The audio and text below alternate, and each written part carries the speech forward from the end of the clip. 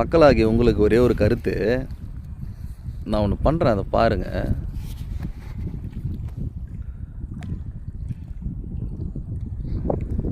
பின்னாடி ஒரு ஏரி ஒன்று இருக்குது. இதை பாருங்களேன். இந்த ஏரியை பார்த்தீங்கன்னா உங்களுக்கு தெரியும் இது எவ்வளோ பிரம்மாண்டமாக எவ்வளோ அழகாக இருக்குது. இந்த ஏரி செம்ம பிரம்மாண்டமான ஏரி இது. பாருங்கள், இதை பார்த்துட்டிங்களா? சரி, இப்போ இதில் அப்படியே ரிட்டர்ன் வருவோம். ரிட்டர்ன் வந்தோம்னா இது வந்து நம்ம டிவிகே இளைய தளபதியோட இது அந்த ஏரி லாஸ்ட்டு தெரியுதுங்களா? அதிலிருந்து இது வரைக்கும் இளைய தளபதி விஜயோட ஒரு மாநாடு வச்சுக்கலாமா? இதுலேருந்து பார்த்திங்கன்னா இந்த பாதி வந்து இப்போ வந்துடுறாருல புதுசாக, அவர் பேர் செங்கோட்டையன், அவரோட கூட்டம் இவங்க எல்லாம் சேர்ந்து இது ஒரு மாநாடு வச்சுக்கலாமா?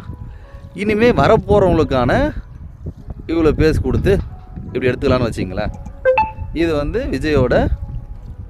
விஜய் இப்போ கூட்டணி கட்சியோடு வச்சா இந்த அளவுக்கு ஒரு மாநாடு இருக்குன்னு வச்சிங்களேன்.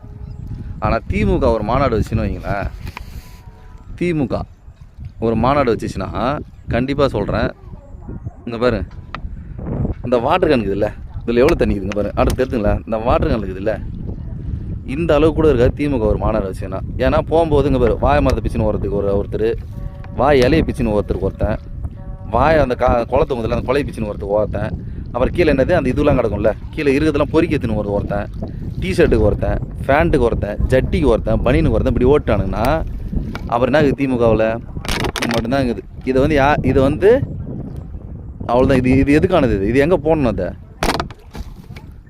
நான் வந்து இங்கே பூமியில் போட்டுக்கிறேன், அது குப்பை தொட்டியில் போடணும் அதை, சரிங்களா?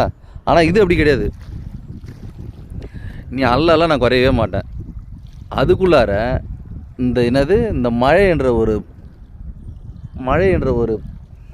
ஒரு இயற்கை வந்து என்னை காப்பாற்றிடும், நான் எந்திரிச்சிருவேன். ஆனால் கேனில் இருக்கிற நீ என்ன பண்ணுவ? நீ உன்னால் ஒன்றும் பண்ண முடியாது. நீ இப்படியே தான் கிடக்கணும் கடைசி வரைக்கும்.